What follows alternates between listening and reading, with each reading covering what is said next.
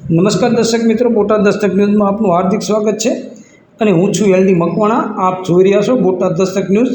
હવે પછીના સમાચાર વિગતવાર। ગઢડા તાલુકા ભાજપ પ્રમુખને હેપી બર્થડે કહેવું ભારે પડ્યું। RSSના નેતા સંજય જોશીને ફેસબુક પર જન્મદિવસની શુભેચ્છા પાઠવતા રાજીનામાની સૂચના। બોટાદમાં રાજકારણ ગરમાયું।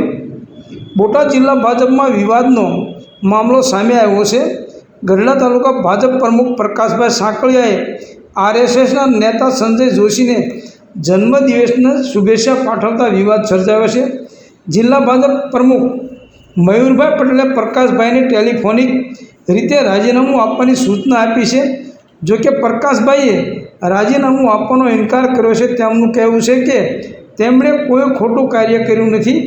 પ્રકાશભાઈએ 6 એપ્રિલના રોજ સંજય જોશીને જન્મદિવસની શુભેચ્છા પાઠવી હતી। તેમણે સ્પષ્ટતા કરી છે કે તેમના વર્ષોથી સંજય જોશી સાથે સંબંધો છે।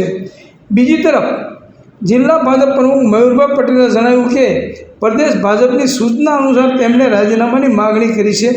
આ મામલે હાલ બંને પક્ષ પોતાના વલણ પર અડગ છે।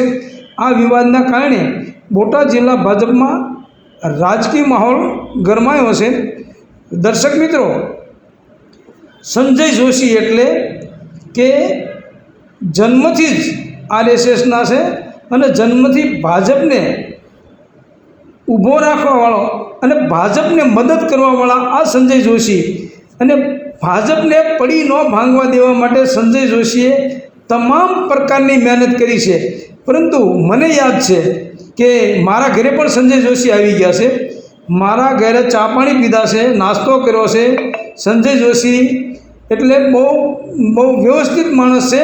પરંતુ સંજય જોશી આ લોકોને એવું છે કે સંજય જોશી કંઈક અમારું ઉપાડી જાય છે એવી એમને બીક છે।